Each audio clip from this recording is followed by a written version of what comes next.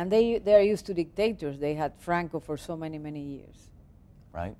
Now there is, changing gears, there is a movie that is being made. It's in pre-production right now on you. How much have they consulted you on that, and how do you feel about a movie about your life? No, it's not even pre-production. There is a script that is being written. I wasn't too happy, you know, with the script. It was a little too theatrical, and I don't think you have to improvise on reality. Reality is enough already. But it's not even in production, you know. We all have that crisis coming on, so I don't know what is going to happen with the movie. I think it's still in process. I'll let you know. Well, tell us too, I mean, when you first defected, I mean, that's got to be terrifying. But did you ever fear that maybe anyone would come from Cuba to ever try to find you or cause any harm? No, that I wasn't afraid that way, but let me tell you that it's very traumatic because you have to learn another language, and if you come from Cuba, you are just landing from the moon. You don't have any information at all. Your expectations are even too high or too low, and you have to learn a new way of life, completely. You don't even know what money is in Cuba. You don't have a sense of reality.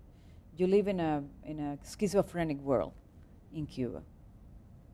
Now, as most people know, you know, Cuba had the backing of the USSR, which did collapse in 1991, but do you remember anything about the Cold War, how that was to have an alliance? Oh, of course, and we had a certain level of life because we've been subsidized by the Russians for so many years, since 1959 to 1989, and really the Cuban population felt the ruin of the Western Europe because everything disappeared from Cuba. Food disappeared, oil disappeared, electricity disappeared, public transportation disappeared, and we really got in what we call the special period, and it was a real crisis down there. Very difficult to live through, very. Given that, but would you see the collapse of the Soviet Union as overall a good thing for the world? I mean, has it caused a little bit more stability, or would you still kind of see that in a bad light? No, it's a disgrace, but those type of regime secure stability.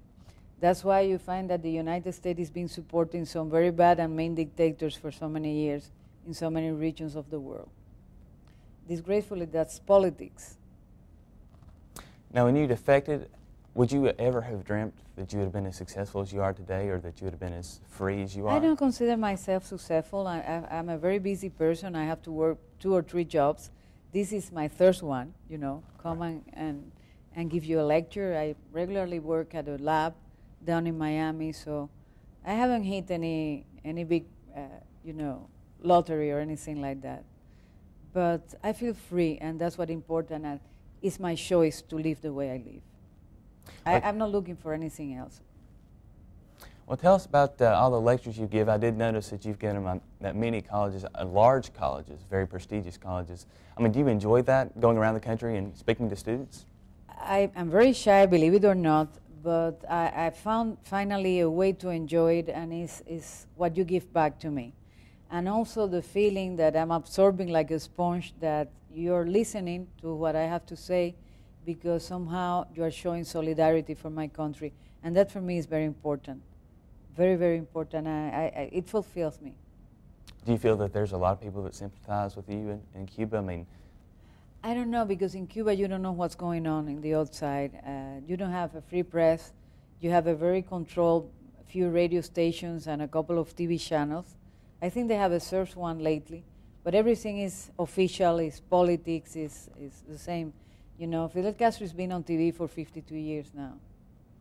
Well, speaking of that, did you ever have any issues when you defected to Spain as far as just adjusting to all the freedom and being able to watch whatever you want? Yes, and I made so many mistakes, you know.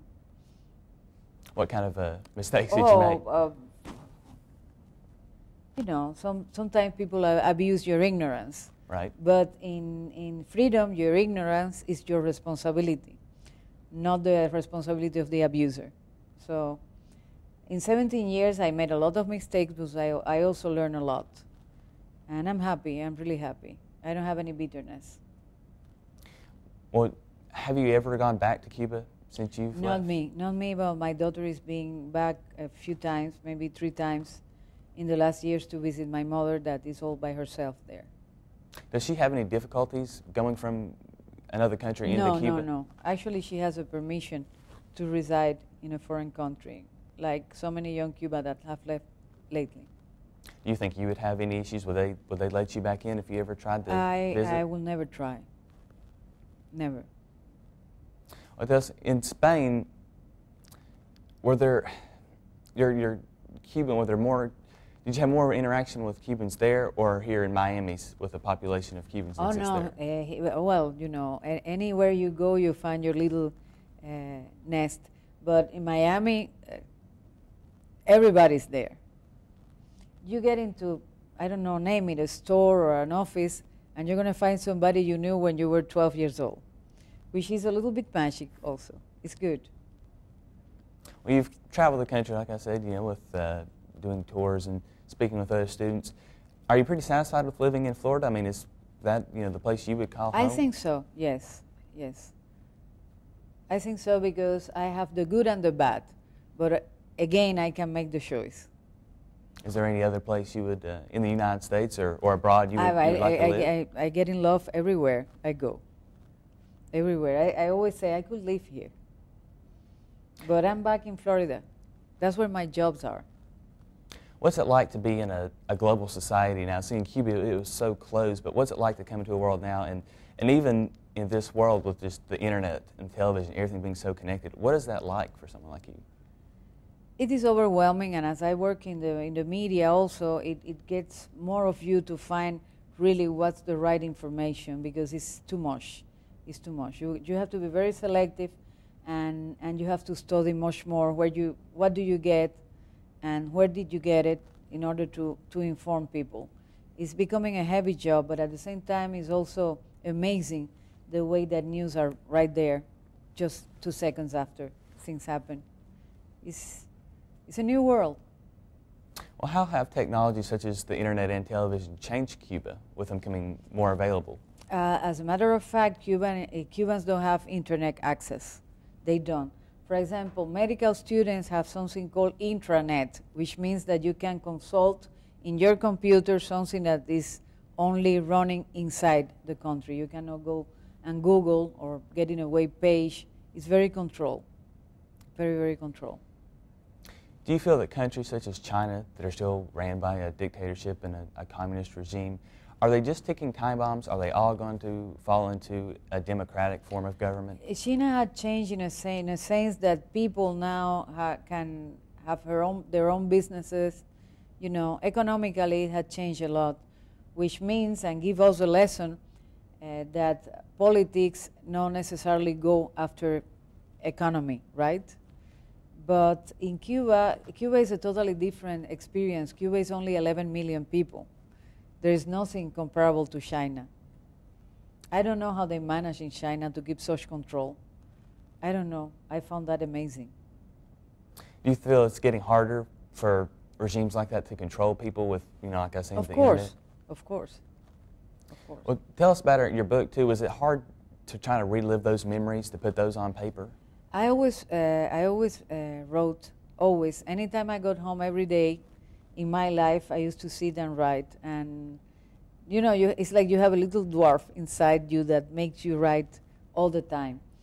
And after I published the book, the little dwarf went away. I won't say he died, but he went away. He never came back.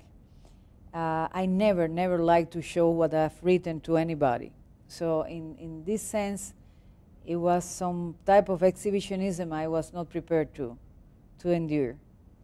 It hasn't been a good experience, but at the same time, I know how to write a book, so that's interesting. That's an interesting achievement. How do you feel, what would you consider your political views? Since you've left, clearly you're not a big fan of communism or anything, but where would you place yourself on the political spectrum? What would you call your political views? That's a good question. I think I'm a centrist, maybe. Which form of government did you prefer as far as when you were living in Spain? How is it different as far as just things were ran in Spain as it is in the United States, as far as democracy and just overall government goes? I think that there is much less bureaucracy. I don't know. It's much smaller also. You know, this is such a big country. It's conformed by so many states. It's much more complicated. So I think that to each their own self.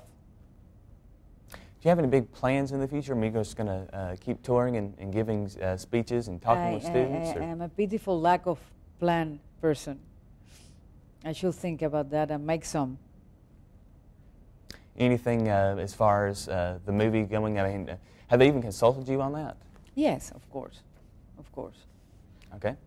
Well, thank you very much for joining us this evening. That's all we've got. Thank you.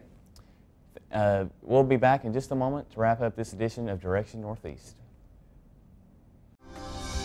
Northeast State's a wonderful place to start your career in college, and the campus is beautiful, the teachers are one-on-one. It was an excellent decision to come to Northeast State. I've learned so much coming here. I love the school, and everyone is friendly here. This has been the best time of my life. I have really enjoyed being here. I think if it hadn't been for Northeast, then I wouldn't feel as happy and as driven if I chose another school. Step by step, Northeast State is here to get you there. Enroll now at northeaststate.edu. That concludes the program for today. We met Miss Alina Fernandez, daughter of Fidel Castro. Community is very important to the students at Northeast State Community College, and this program takes a look at a few of the subjects they find important. Until we meet next time, on behalf of the students, staff, and faculty at Northeast State Community College, I'm Slater Teague, and this has been Direction Northeast.